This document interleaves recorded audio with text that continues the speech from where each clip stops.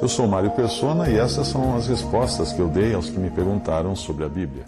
Alguém me enviou um cartão, desses cartões com pensamentos, com mensagens e coisas assim que a gente recebe no Facebook. Alguém enviou um cartão que dizia algo mais ou menos assim, não lembro exatamente as palavras, mas era algo assim: agora que o WhatsApp foi bloqueado, todos correm na busca de um aplicativo, de uma alternativa, né? Um aplicativo alternativo. Mas quando dizem que Cristo está voltando, ninguém corre para a igreja para ser salvo. Quando eu li aquilo, eu respondi à pessoa que me enviou: isso é um engano muito grande. Correr para a igreja para ser salvo? Aí eu perguntei para ele o seguinte: o que você entende por igreja? Se você entende que igreja é um prédio, um edifício de pedras e tijolos, e cimento, e telhado e piso, então você está dizendo que um edifício pode salvar um pecador? Mas se você diz que igreja é uma denominação, uma religião, criada por um homem numa determinada época, num país, com o CNPJ, com uma diretoria e uma sociedade, ou coisa assim, então você está dizendo que uma religião ou uma denominação pode salvar o pecador?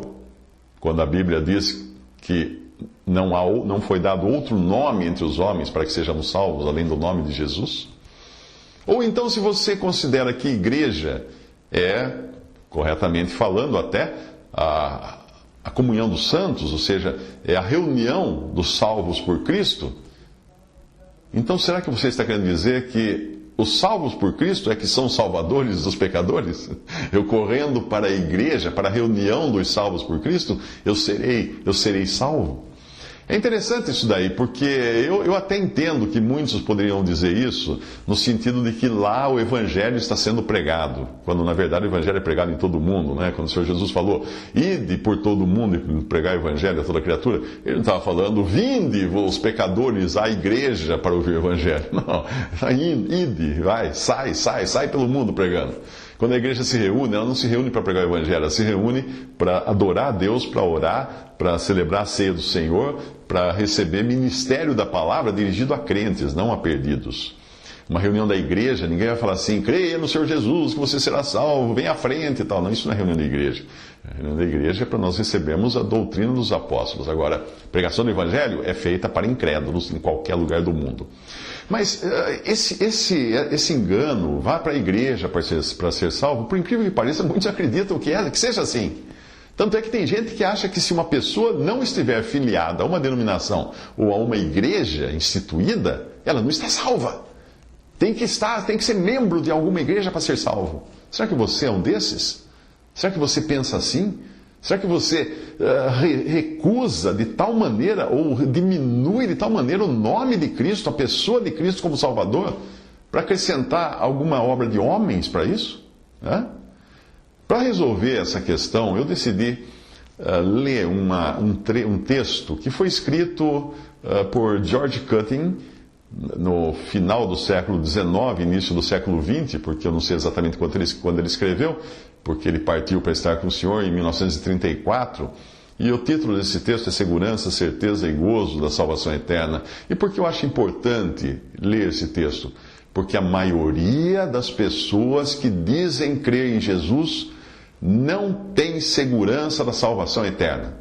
Se você perguntar para uma pessoa que fala que crê em Jesus, que vai à igreja, que nasceu na igreja, se ela está salva, ela fala assim: estou salva. Você pode perder a salvação? Eu posso, se eu não andar direito, se eu não der o dízimo, se eu não for à igreja, se eu não fizer isso, não fizer aquilo. Então ela não crê na salvação eterna, dada por Cristo, por graça somente. Mas vamos ao texto: Segurança, Certeza e Gozo da Salvação Eterna, de George Cutting, que começa assim: quando nós estamos numa estação ferroviária, nós ouvimos com uma certa frequência a seguinte pergunta: em que classe você está viajando? E você, com certeza, está de viagem, não é? De viagem para a eternidade. E pode ser que neste momento você esteja muito próximo da estação final, da parada final do seu trem. Qual é? A morte. Permita-me então que lhe pergunte, nessa jornada pela vida, em que classe você está viajando? Nesse caso, nós podemos pensar em 3 diferentes classes, e eu vou explicar quais são, a fim de você poder responder a minha pergunta como respondendo diante de Deus. Você isso responde para Deus. Sim, diante daquele a quem certamente todos nós teremos que dar conta, teremos que prestar contas. Na primeira classe, vamos chamar assim, viajam, por assim dizer, os que estão salvos e sabem disso. Na segunda classe, viajam aqueles que não têm certeza da sua salvação, mas que, no entanto, eles gostariam de ter certeza. Na terceira classe, viajam aqueles que não estão salvos e nem estão interessados no assunto. E eu volto a perguntar a você, em qual destas classes você está viajando?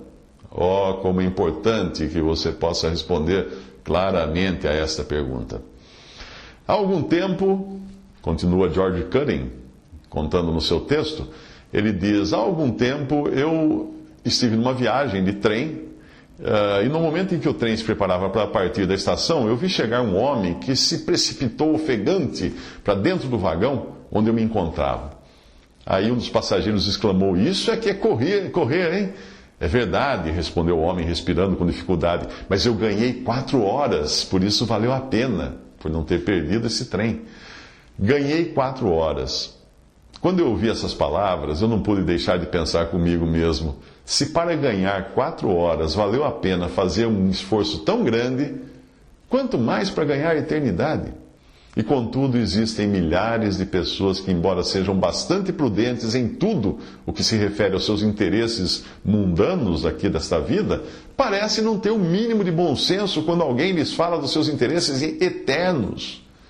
Apesar do infinito amor de Deus para com os pecadores que foi manifestado na morte de Jesus Cristo na cruz, apesar do seu declarado ódio ao pecado, da evidente brevidade da vida humana, dos terrores do julgamento depois da morte e da terrível perspectiva de sofrer insuportáveis remorsos ao achar-se no inferno separado para sempre de Deus, e apesar de tudo isso, muitos correm para o seu triste fim, tão descuidados como se não existisse nem Deus, nem morte, nem julgamento, nem céu, nem inferno.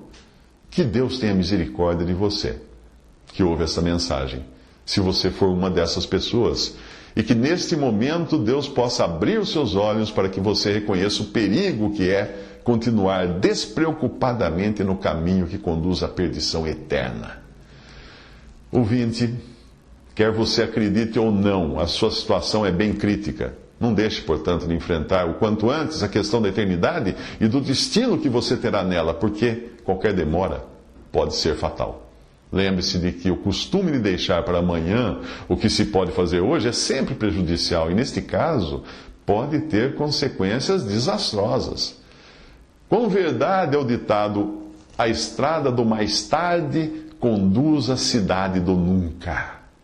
Portanto, eu rogo a você encarecidamente que não continue a viajar por um caminho tão enganoso e perigoso, porque está escrito na Bíblia Sagrada, eis aqui agora o dia da salvação, em 2 Coríntios 6, versículo 2. Talvez você diga, mas eu não sou indiferente aos interesses da minha alma, longe de mim tal pensamento, mas a minha maior inquietação exprime-se por outra palavra, incerteza. E por essa razão, eu me encontro entre os passageiros da segunda classe, que você mencionou. Eu não tenho certeza da minha salvação. Pois bem, tanto a indiferença como a incerteza são filhas da mesma mãe, a incredulidade. A indiferença provém da incredulidade no que diz respeito ao pecado e às suas consequências presentes e eternas. A incerteza, com a sua consequente inquietação, provém da incredulidade acerca do infalível remédio que Deus oferece a você.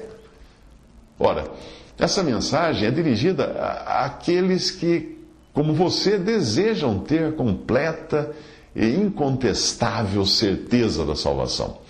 Até certo ponto, eu posso compreender bem a inquietação da sua alma, e eu estou convencido de que quanto mais sinceramente interessado você estiver neste assunto, maior será a sua avidez para ter a certeza de que está real e verdadeiramente salvo da ira divina que é dirigida contra o pecado e contra o pecador sem Cristo.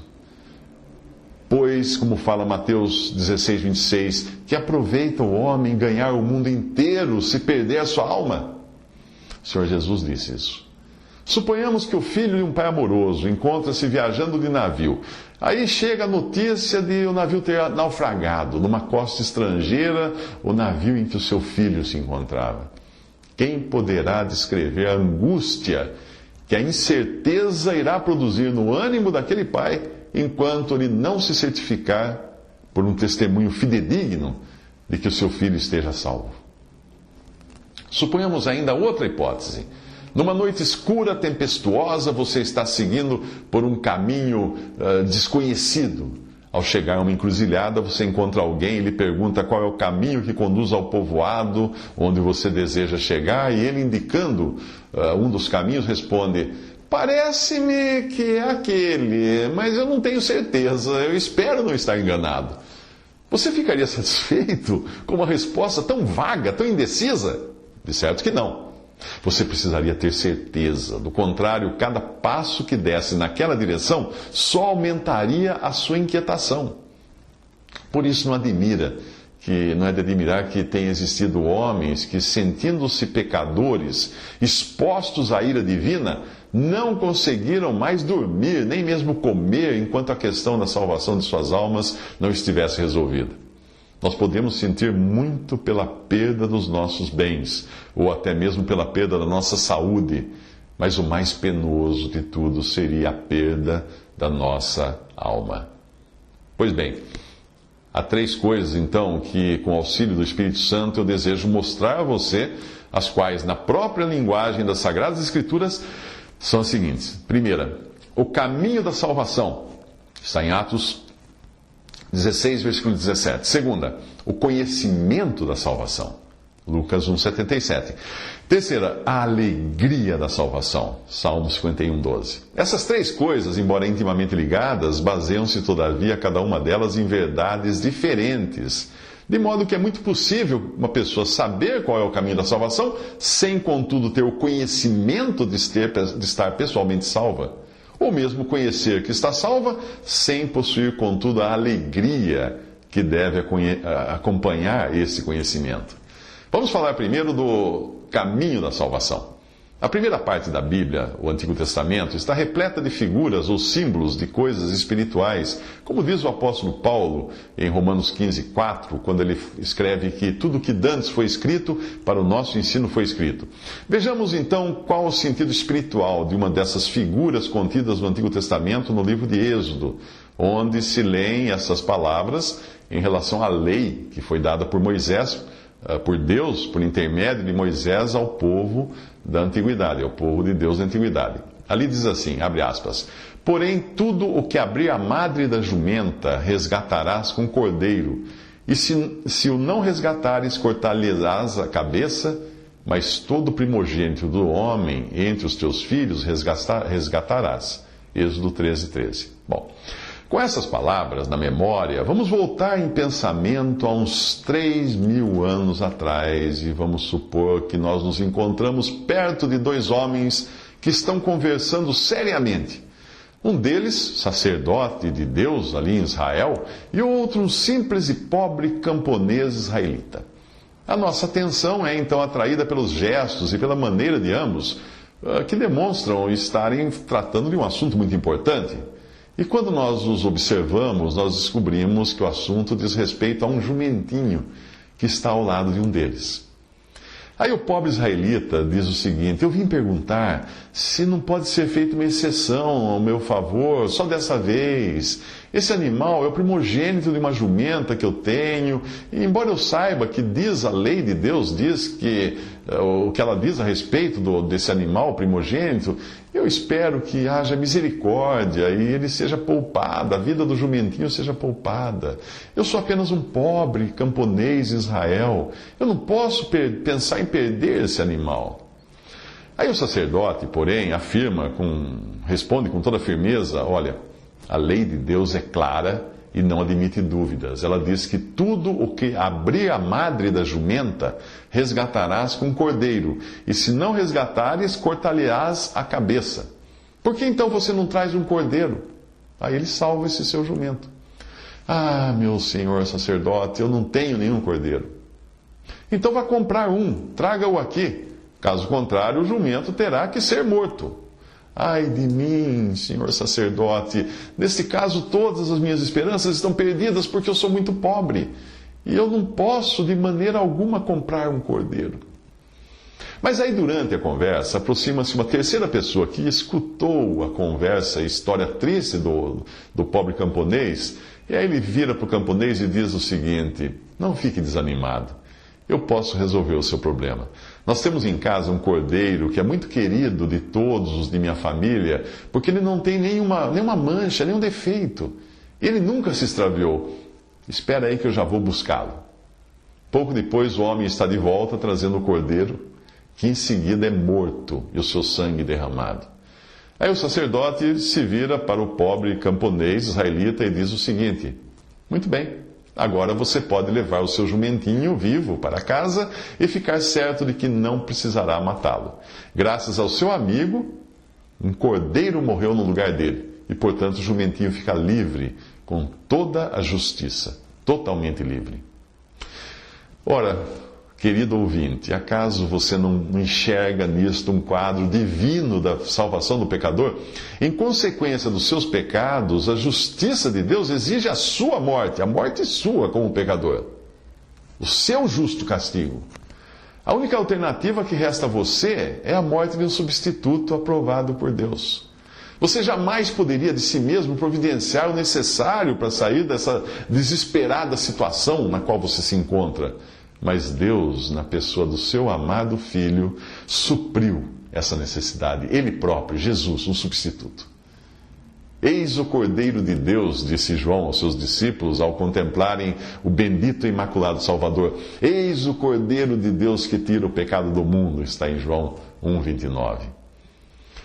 Com efeito, Jesus subiu ao Calvário, levado como ovelha para o matadouro, como fala em Atos 8,32. E ali ele padeceu uma vez pelos pecados, o justo pelos injustos, para levar-nos a Deus. 1 Pedro 3,18.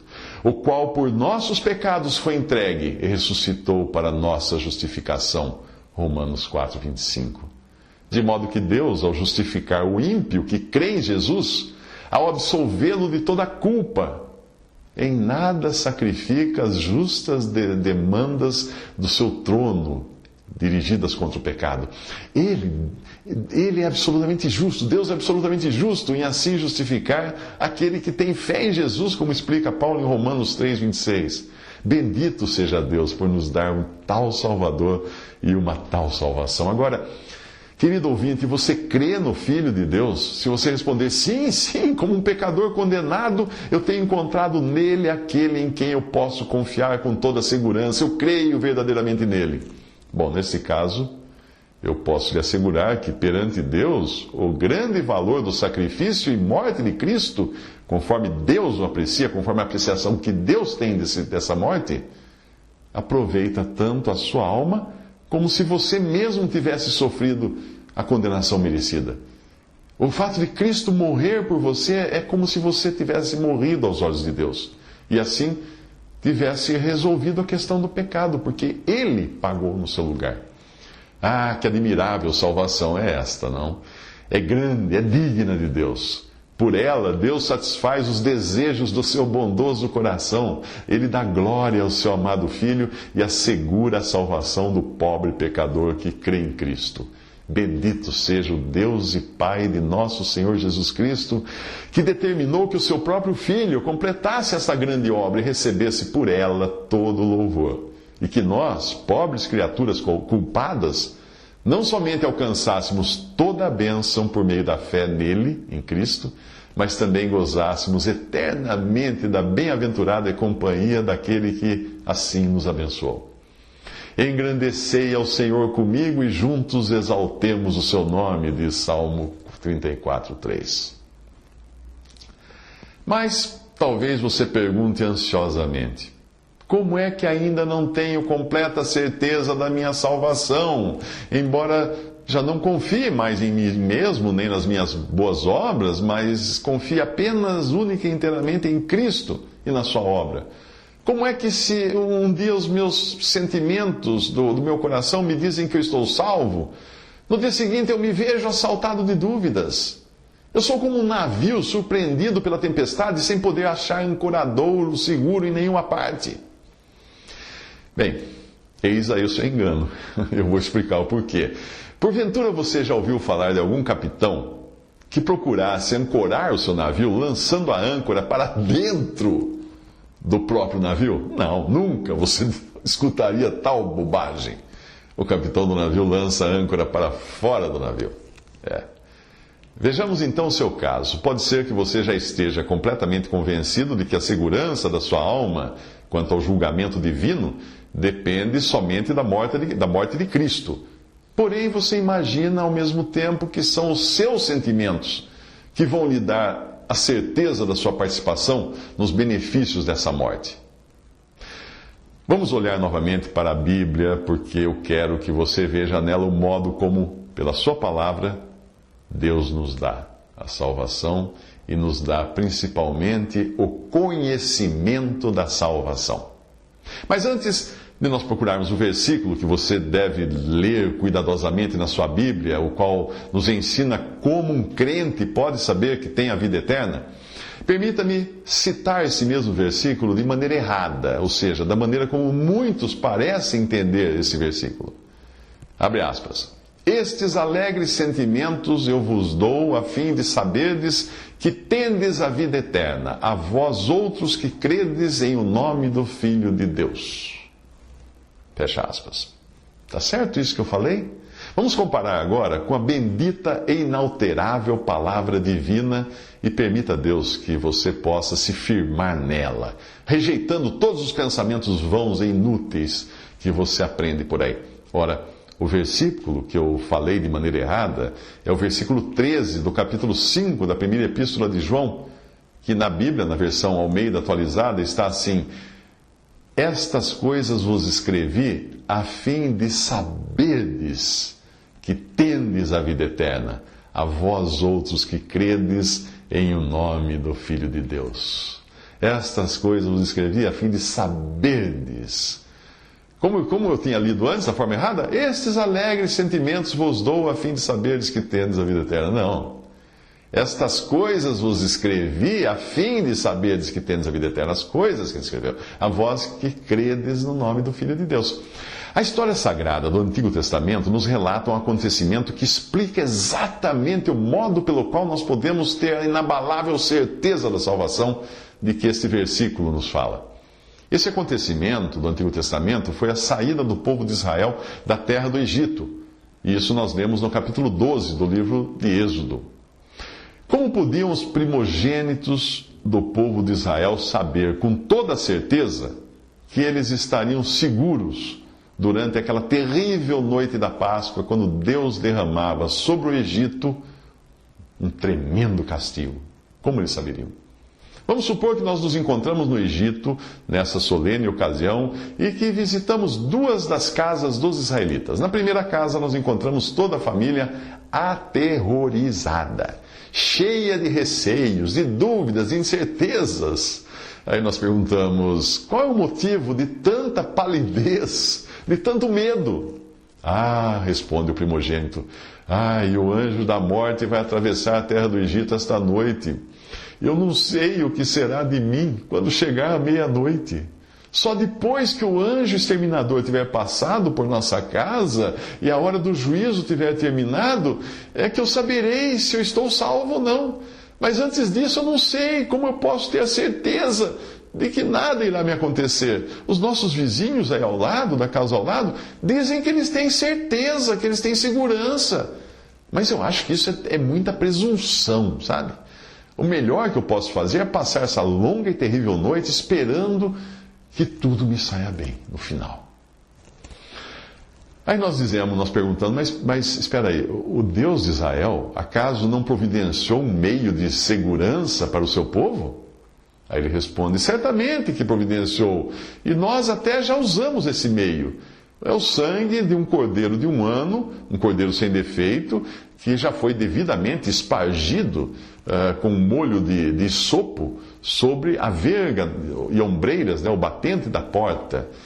Mas, apesar disso, nós não temos ainda plena certeza de que eu esteja seguro, eu sou o primogênito. Vamos deixar agora essa pobre família atribulada e cheia de dúvidas. Vamos entrar na casa ao lado, do vizinho. Ah, que notável contraste nós encontramos logo ao entrarmos. A paz e o sossego brilham em todos os rostos. Ali estão todos de cajado na mão, comendo cordeiro assado e prontos para caminhar para fora do Egito. Aí nós perguntamos, qual é o motivo de tão grande tranquilidade numa noite tão solene, tão terrível? Ah, respondem todos eles, nós estamos aguardando as ordens de Jeová, nosso Deus, para sairmos de viagem. Quando então nós daremos as últimas despedidas ao chicote do tirano e à cruel escravidão do Egito. Mas esperem, vocês estão se esquecendo de que à meia-noite o anjo de Deus vai percorrer a terra do Egito, ferindo de morte os primogênitos? Nós sabemos disso muito bem, mas o nosso filho está perfeitamente seguro, porque nós já espargimos o sangue na porta, segundo a vontade e a ordem dada pelo nosso Deus. Mas os vizinhos fizeram o mesmo. Nós respondemos, mas escuta, os vizinhos fizeram o mesmo. E no entanto, eles estão todos tristes, porque eles não têm nenhuma certeza, nenhuma segurança. Ah, aí diz o primogênito, nós não temos somente o sangue espargido, nós temos também uma confiança absoluta na palavra inabalável do nosso Deus. Deus disse, quando eu vir o sangue, passarei por cima de vós. Portanto, Deus fica satisfeito vendo o sangue lá fora. E nós aqui dentro ficamos descansando na sua palavra. O sangue espargido é a base da nossa segurança. E a palavra dita por Deus é a base da nossa certeza de salvação. Porventura, há alguma coisa que possa nos tornar mais seguros do que o sangue espargido? Ou que possa nos dar maior certeza do que a palavra proferida por Deus? Nada, absolutamente nada. É por isso, esta é a razão da nossa paz. Muito bem, querido ouvinte, qual dessas duas famílias você acha que estava mais ao abrigo da espada do anjo da morte? Talvez você diga que era a segunda, onde todos gozavam daquela tranquila confiança. Não, você está enganado. Ambas estavam igualmente seguras, porque a segurança das duas famílias dependia não dos sentimentos dos que estavam dentro da casa, mas sim da maneira como Deus apreciava o sangue espargido fora da casa, sobre a porta. Se você quiser ter a certeza da sua própria salvação, não dê atenção aos seus sentimentos, mas sim ao testemunho infalível da palavra de Deus. O Senhor Jesus disse, na verdade vos digo, que aquele que crê em mim tem a vida eterna. Você crê nisso? Muito bem, a fim de esclarecer mais este ponto, eu vou me valer de um simples exemplo tirado da vida cotidiana. Certo lavrador, não tendo pastagens suficientes para o seu gado e ouvindo dizer de uma bela pastagem próxima à sua casa, ele está para alugar aquela pastagem, então ele comunica ao proprietário do seu interesse de arrendar aquele terreno. Passa-se algum tempo sem que ele receba a resposta do proprietário da terra. Enquanto isso, um vizinho visita o lavrador e lhe diz, eu estou certo de que ele alugará a pastagem a você. Você não se lembra de que no último ano o proprietário enviou-lhe um presente, uma caça que ele caçou, um animal que ele caçou e mandou de presente para você? Você não recorda também da maneira como ele o cumprimentou quando você passou pela casa dele há alguns dias? Aí agora o lavrador ficou cheio de esperanças, né? De que ele vai conseguir a pastagem. Aí no dia seguinte ele se encontra com outro vizinho, que durante a conversa lhe diz, eu acho que você não vai poder usar aquela pastagem, não. Eu ouvi dizer que o dono da terra, ou que o outro vizinho do dono da terra, também quer usar aquela pastagem. E você sabe o quanto ele é amigo do proprietário. Quando ele escuta essa notícia, isso faz desvanecer todas as esperanças do pobre agricultor. E assim ele continua vivendo. Um dia muito esperançoso, outro dia cheio de dúvidas. Por fim ele recebe uma carta e ele reconhece a letra do proprietário da pastagem que ele gostaria de alugar. Quando ele abre a carta, bem ansioso, e começa a ler, aquele sobressalto vai se transformando em satisfação que vai se retratando na sua face. Aí ele vai falar com a esposa, fala: querida, está tudo resolvido. Acabaram-se as dúvidas e os receios. O proprietário diz que vai sim me arrendar a pastagem por todo o tempo que eu quiser e em condições muito favoráveis. Isto me basta. Agora eu já não me importo mais com a opinião de ninguém, nem do vizinho A, nem do vizinho B, seja lá quem for. A palavra do proprietário me assegurou que eu vou usar aquela terra. Quantas pobres almas existem por aí, às quais acontece a mesma coisa que aconteceu a esse lavrador. Andam agitadas e perturbadas porque escutam as opiniões dos homens, ou se ocupam com seus próprios pensamentos e sentimentos do coração, ao passo que, se com sinceridade recebessem a palavra de Deus, como sendo palavra de Deus, as dúvidas que atribulam tanto a essas pessoas cederiam imediatamente ao seu lugar à certeza. Seriam trocadas por certeza. As Escrituras dizem que aquele que crê está salvo, e que aquele que não crê está condenado. Não pode haver dúvida, nem num caso nem no outro. Porque é Deus quem diz isso. E para o crente de coração sincero, a palavra de Deus resolve tudo. Porventura diria ele, não o faria, ou falaria e não o confirmaria? Fala em Números, capítulo 23, versículo 19. Deus tem falado. E o crente satisfeito pode dizer: eu não exijo mais provas. Mais provas não exijo eu, nem mais demonstração. Já sei que Cristo padeceu para minha salvação. Mas talvez alguém ainda pergunte: mas como eu vou ter certeza se eu tenho a fé verdadeira que salva? A esta pergunta nós temos que responder com outra pergunta. Você tem fé no verdadeiro Salvador, isto é, no bendito Filho de Deus? A questão não é saber se a sua fé é muita ou pouca, é forte ou fraca, mas se a pessoa em quem você colocou a sua fé, a sua confiança, se essa pessoa é digna. É isso que importa. Existem alguns que se agarram a Cristo com uma energia semelhante à de quem se afoga. Outros, porém, apenas tocam Ele. Por assim dizer, apenas tocam na orla dos seus vestidos. Os primeiros não estão mais seguros do que os últimos, não. Todos fizeram a mesma descoberta, isto é, que em si mesmos não havia nada em que eles poderiam confiar, mas que podem, todavia, fiar-se seguramente em Cristo, podem fiar-se tranquilamente na Sua palavra e podem, portanto, descansar com toda a confiança na eterna eficácia da Sua obra perfeita. É isto que se entende por crer nele. E esta é a promessa dele. Na verdade vos digo que aquele que crê em mim tem a vida eterna, disse Jesus em João 6,47. Portanto, cuidado, leitor.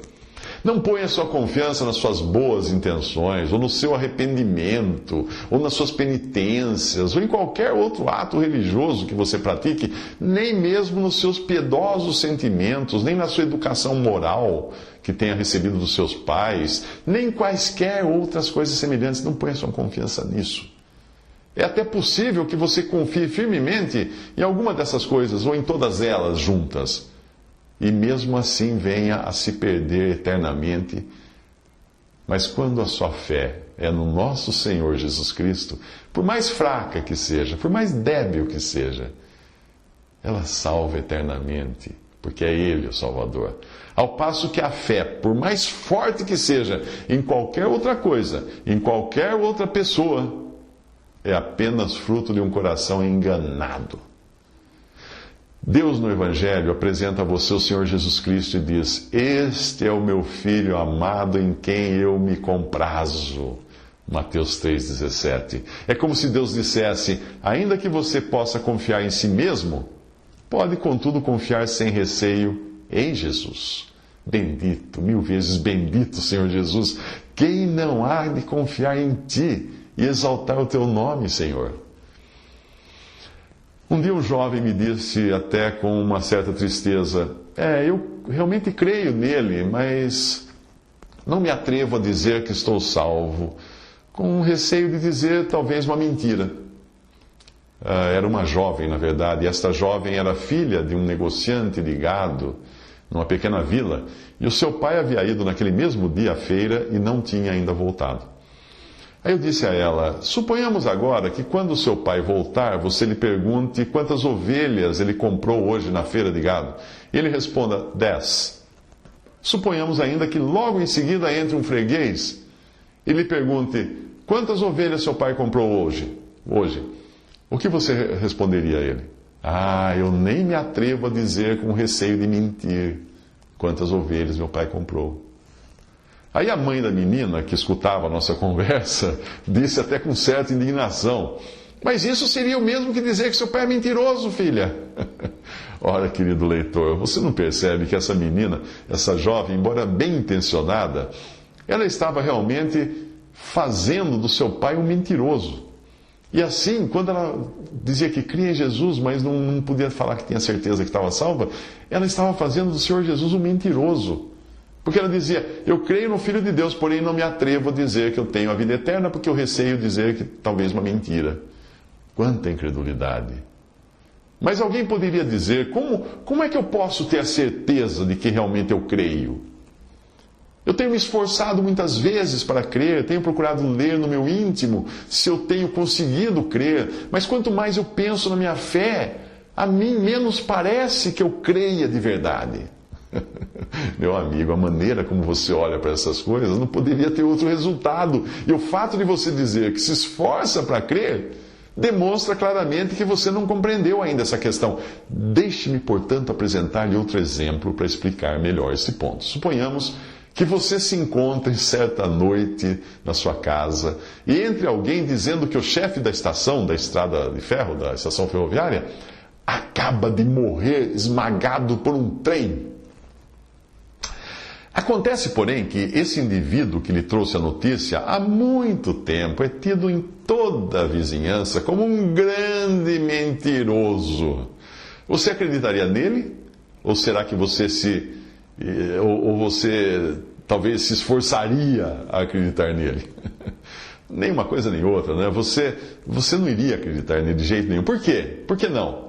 Porque você conhece ele muito bem, sabe que é um grande mentiroso.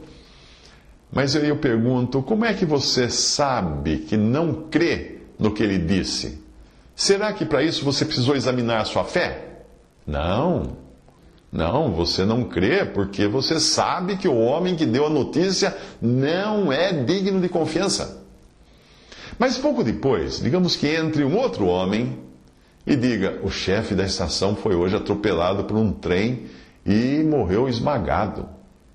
Depois que ele sai, eu escuto você dizer: agora eu estou quase crendo que seja verdade. Porque eu conheço este homem desde pequeno e, pelo que me lembre, ele só me enganou uma vez.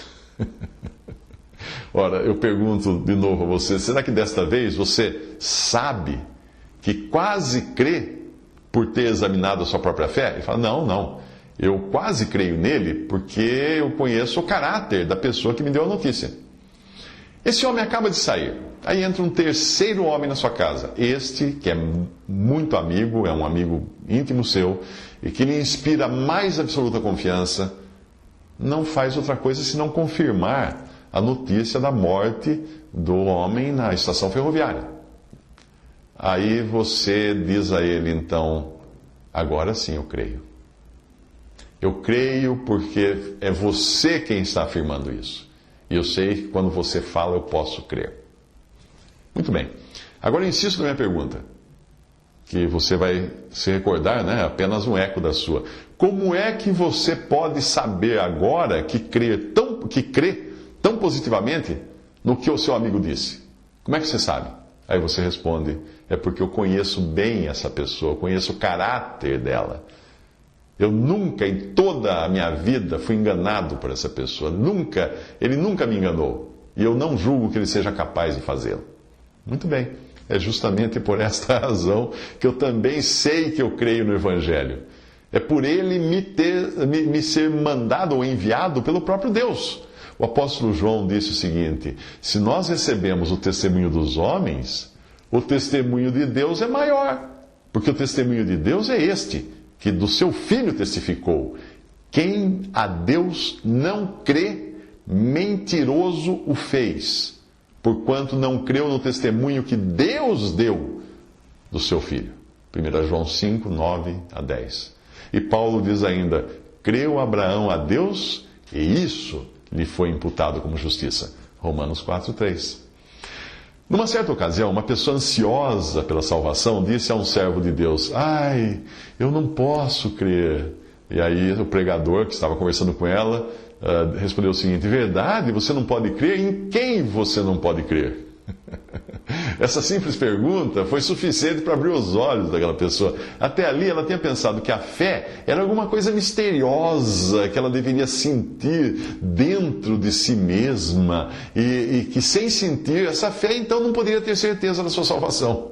Mas afinal, a fé do crente faz com que ele olhe não para si mesmo, muito pelo contrário, faz com que ele olhe para Cristo, para a sua obra consumada na cruz do Calvário e o leve assim a aceitar confiadamente o testemunho que um Deus fiel dá da paz que ele pode entregar àquele que crê em Jesus. Ah, quando uma pessoa se volta para o sol, a sua sombra fica para trás. Assim também, quando nós nos voltamos para Cristo glorificado no céu, nós não nos preocupamos mais conosco, com os nossos pensamentos, com as nossas ansiedades, com as nossas fraquezas, com nada, porque nós estamos olhando para o sol de justiça, para Cristo, e a sombra fica para trás. Fica assim demonstrado que a bendita pessoa do Filho de Deus ganha a nossa confiança.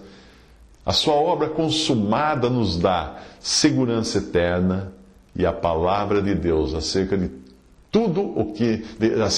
todo o que nele crê tem a vida eterna, nos dá a certeza inalterável dessa segurança. Nós encontramos em Cristo e na sua obra o caminho da salvação. E nós encontramos na palavra de Deus o conhecimento da salvação. Mas aí você talvez diga, se eu tenho a vida eterna, como é que eu tenho sentimentos tão inconstantes, perdendo com frequência toda a minha alegria, toda a minha consolação e achando-me constantemente sem paz, quase tão triste como antes de ser convertido? Como é que acontece isso? Muito bem, essa pergunta sua nos leva a tratar do nosso terceiro ponto, que é o gozo da salvação. Sim, o gozo, a alegria da salvação. A palavra de Deus nos ensina que enquanto o crente é salvo da ira futura pela obra de Cristo e tem a certeza da salvação pela palavra de Deus, ele conserva a consolação e a alegria pelo poder do Espírito Santo que agora habita em si. 1 Coríntios 6,19. Convém lembrar que toda pessoa salva ainda tem em si o que as Sagradas Escrituras chamam de carne, isto é, a natureza pecaminosa com que nós nascemos, que nós herdamos de Adão, e que começa a se manifestar desde a nossa mais tenra infância. O Espírito Santo, no crente, resiste à carne e fica entristecido sempre que ela se manifesta por pensamentos, palavras ou ações. Quando o crente procede de um modo digno do Senhor, o Espírito Santo produz na sua alma o seu bendito fruto. Que fruto? Amor, gozo, paz, longanimidade e assim por diante. Isso está em Gálatas 5:22. Porém, quando o crente procede de um modo carnal e mundano, o Espírito Santo é entristecido. E como consequência, falta na sua vida esse fruto espiritual. Permita-me então expor a sua situação como crente da seguinte maneira: a obra de Cristo e a sua salvação ou ficam em pé ou caem juntamente. O seu comportamento e o seu gozo ou ficam em pé ou caem juntamente. Se fosse possível a obra de Cristo cair por terra, o que graças a Deus nunca poderá acontecer, a sua salvação cairia juntamente com ela. Porém, quando por qualquer descuido você não tiver um comportamento próprio de um cristão, e isso pode muito bem acontecer, você ficará também sem desfrutar do gozo da salvação. Em Atos dos Apóstolos está escrito a respeito dos primeiros cristãos que andavam no temor do Senhor e consolação do Espírito Santo. Atos 9:31. E também os discípulos estavam cheios de alegria e do Espírito Santo. Atos 13:52. Depois de nós sermos convertidos pelo Senhor, o nosso gozo espiritual será sempre proporcional ao caráter espiritual do nosso comportamento. Você percebe agora em que consiste o seu engano? Você tem confundido duas coisas diferentes, que são a segurança da salvação e o gozo ou alegria que resulta da segurança da salvação. Se porventura você entregar-se à sua própria vontade, ao seu mau gênio, aos prazeres mundanos, etc., o Espírito Santo se entristecerá e logo você perderá sua alegria espiritual. E aí você talvez até pense que perdeu a salvação, a segurança. Repito mais uma vez a você: a sua segurança depende da obra que Cristo fez por você. A sua certeza depende da palavra de Deus que Ele dirige a você. Porém, o seu gozo ou alegria depende de você não entristecer o Espírito Santo que habita em você agora. Se você, sendo um filho de Deus, entristecer o Espírito Santo, a sua comunhão com Deus Pai e com seu bendito Filho ficará, por consequência, interrompida. A comunhão.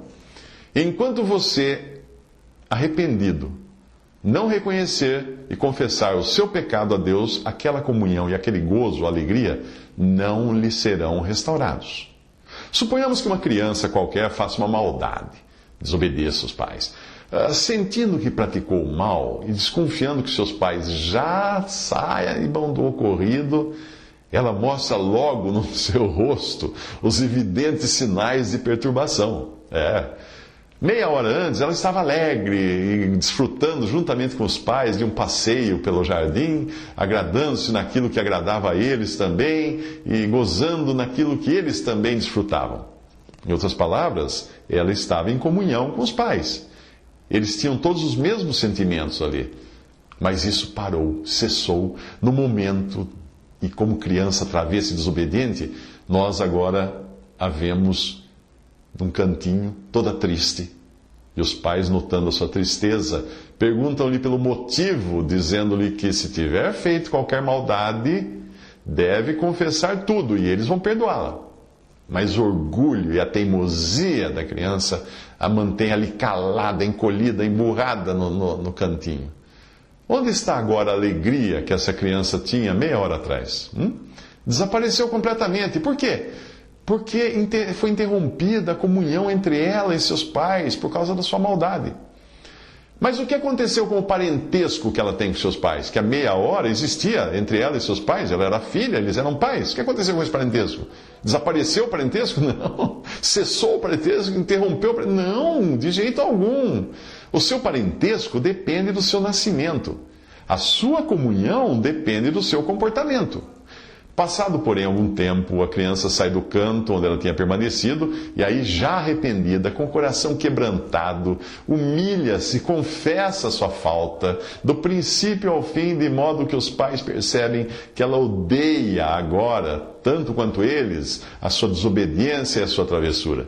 Então, tomando-a nos braços, os pais a cobrem de beijos. A sua alegria restabelece-se porque também a sua comunhão com os pais está agora restabelecida. Nós lemos na Bíblia que o rei Davi, tendo numa certa ocasião pecado gravemente, ele se arrependeu. E aí ele voltou-se para Deus orando assim: torna-me a dar a alegria da tua salvação. Salmos 51:12. Veja que ele não pediu que lhe fosse restituída a salvação. Ele pediu que lhe fosse restituída a alegria da salvação. Vamos imaginar agora o caso de outra maneira, de outro ângulo. Suponhamos que enquanto a criança se encontrava naquele canto, soluçando, mas sem dar provas de querer reatar a comunhão com seus pais, fosse ouvido um grito: fogo, fogo, incêndio! O que ia acontecer com aquela criança? Será que seus pais a deixariam naquele canto para ser consumida pelo fogo que estava devorando a casa? Impossível! Seria até mais provável que ela fosse o primeiro filho que os pais tirariam para fora de casa e poriam a salvo. Todos devem saber perfeitamente que o amor de parentesco é uma coisa, mas o gozo da comunhão, a alegria da comunhão, é outra coisa diferente. Ora, quando um crente cai em pecado, a sua comunhão com Deus Pai fica por um tempo interrompida. Falta-lhe o gozo, até que, com o coração contrito, ele se volte para o Pai e confesse os seus pecados. Então, confiando na palavra de Deus, ele sabe que está de novo perdoado. Porque a sua palavra, a palavra de Deus, claramente diz isso. Se confessarmos os nossos pecados, Ele é fiel e justo para nos perdoar os pecados e nos purificar de toda injustiça. 1 João 1, versículo 9. Portanto, ó Filho querido de Deus, lembre-se sempre destas duas importantes verdades. Que não existe nada tão forte quanto um laço de parentesco. E não existe nada tão frágil quanto um laço de comunhão.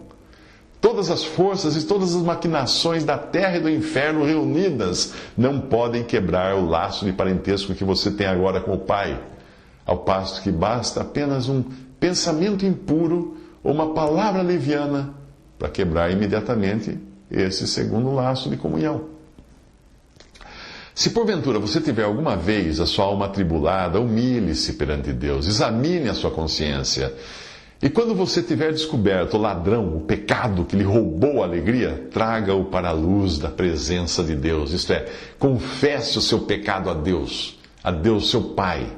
Julgue-se a si mesmo pelo seu descuido, pela sua falta de vigilância, pela falta de vigilância da sua alma, que deixou entrar as escondidas do inimigo. Mas não confunda nunca, absolutamente nunca, a sua segurança com a sua alegria, com o seu gozo. Não imagine, todavia, que o julgamento de Deus é menos severo contra o pecado do crente do que contra o pecado do incrédulo. Deus não tem dois modos diferentes de tratar com o pecado. Seria impossível a Deus passar por alto, sem julgar tanto os pecados do crente como os pecados do incrédulo que rejeita o seu precioso Filho. Existe, porém, entre os dois uma grande diferença. O pecado do crente foi previsto por Deus, havendo-o lançado sobre Cristo, o Cordeiro Divino, quando este foi crucificado no Calvário. Ali, de uma vez para sempre, foi levantada a grande questão criminal da sua culpa, da culpa do crente. Recaindo o castigo que o crente merecia, recaindo sobre o seu bendito substituto, levando ele mesmo em seu corpo os nossos pecados sobre o madeiro, diz 1 Pedro 2,24. O incrédulo, porém, que rejeita o Senhor Jesus Cristo, irá sofrer ele próprio as consequências eternas dos seus pecados no lago de fogo. Ora, quando um crente comete uma falta, a questão criminal do pecado não pode ser suscitada novamente, não pode ser trazida à tona contra ele, porque o próprio Jesus, constituído agora o juiz de todos, é quem resolveu essa questão de uma vez para sempre na cruz. Porém, a questão da comunhão, essa sim é levantada dentro da sua alma pelo Espírito Santo todas as vezes que o crente o entristece. Permita-me que, em conclusão, eu me sirva de outro exemplo. Imaginemos uma noite serena, magnífica, com a lua brilhando, com seu máximo esplendor. Aí um homem está olhando atentamente para um lago profundo, em cuja superfície a lua se reflete admiravelmente, e dirigindo-se a um amigo que está ao seu lado, lhe diz: "Oh, como a lua está linda essa noite, tão cheia e brilhante." Porém, ele apenas acaba de falar isso e o seu companheiro joga uma pedra dentro do lago. E logo o primeiro exclama: "O que é isso? A lua se fez em pedaços. Os seus fragmentos estão batendo uns contra os outros na maior confusão." Aí o seu amigo do lado fala assim: "Mas que absurdo! Olhe para cima." Aí você vai ver que a lua não mudou nada. A superfície do lago é que mudou, que é onde a lua está sendo refletida. Essa sofreu mudança, essa ficou agitada, mas a lua continua lá, do jeitinho que ela sempre foi. Meu amigo ouvinte crente, aplique a você mesmo esse simples exemplo. O seu coração é como um lago. Quando você não concede nele lugar para o mal, o bendito Espírito de Deus revela a você as perfeições e glórias de Cristo para sua consolação e seu gozo, sua alegria. Mas no exato momento em que você acolhe no seu coração um mau pensamento, ou que dos seus lábios escapa uma palavra ociosa, que não seja logo julgada, o Espírito Santo começa, por assim dizer, a alterar a superfície do lago, e a sua felicidade e gozo se desvanecem, fazendo com que você fique inquieto, perturbado, até que com o espírito quebrantado diante de Deus, você confesse o seu pecado, o pecado que tem sido a causa da sua perturbação. Aí então, o seu sossego, o sossego de espírito, ficará restaurado e você voltará a desfrutar de um novo gozo da comunhão com Deus. Enquanto o seu coração se sente assim intranquilo, porventura você acha que a obra de Cristo sofreu alguma mudança? Isso jamais pode acontecer. E por consequência também a realidade da sua salvação não sofreu mudança alguma. O que mudou? Mudou a palavra de Deus? Não, de jeito nenhum. Então permanece inabalável a certeza da sua salvação. O que foi que mudou então? A ação do Espírito Santo em você. Ele, ao invés de lhe mostrar as glórias do Senhor Jesus e assim encher o seu coração com o sentimento do valor da pessoa e da obra de Cristo, se viu na necessidade de deixar essa preciosa ocupação para encher a sua consciência com o sentimento do seu próprio pecado, da sua fraqueza, da sua falha, do seu fracasso. O Espírito Santo irá privá-lo da sua consolação e de seu gozo enquanto você não se julgar reprovando o mal que ele julga e reprova. Porém, quando isso acontece, restabelece-se novamente a sua comunhão com Deus, que pela graça do Senhor nós possamos sempre ter uma santa vigilância sobre nós mesmos, a fim de não entristecermos o Espírito Santo de Deus, no qual estáis selados para o dia da redenção. É o que diz Efésios 4, versículo 30. Querido ouvinte, por mais fraca que seja a sua fé, fique certo de que o bendito Senhor, em quem você tem depositado a sua confiança, jamais mudará. Jesus Cristo é o mesmo ontem, hoje e eternamente, diz Hebreus 13, 8. A obra de Cristo consumada jamais mudará. Tudo quanto Deus faz durará eternamente. Nada se lhe deve acrescentar e nada se lhe deve tirar, diz Eclesiastes 3,14. A palavra dita por Deus jamais mudará. Secou-se a erva, caiu a sua flor, mas a palavra do Senhor permanece para sempre. 1 Pedro 1, 24 ao 25. Assim, portanto, o alvo da nossa fé, o fundamento da nossa esperança e a base da nossa certeza são igualmente perduráveis, não se abalam. Com confiança, então, você pode já cantar ou recitar. Ó Deus e Pai, te agradecemos. A paz, perdão e teu amor, com gratidão reconhecemos que temos parte em teu favor. Permita-me, ouvinte, que eu pergunto a você mais uma vez: em que classe você está viajando? Eleve a Deus o seu coração e dê a Deus, agora mesmo, a sua resposta. Quem a Deus não crê, mentiroso fez, porquanto não creu no testemunho que Deus de seu Filho deu. 1 João 5,10. Aquele que aceitou o seu testemunho, esse confirmou que Deus é verdadeiro. João 3,33. Querido ouvinte, meu desejo é que a alegre certeza de possuir esta tão grande salvação encha o seu coração e domine toda a sua vida agora e até que Jesus venha. Até aí, o texto então de George Cutting. Eu espero que tenha sido de auxílio para você, tanto quanto foi para mim, na primeira vez que eu li esse texto, há muitos anos, por ocasião da minha conversão a Cristo. Visite respondi.com.br. Visite 3minutos.net.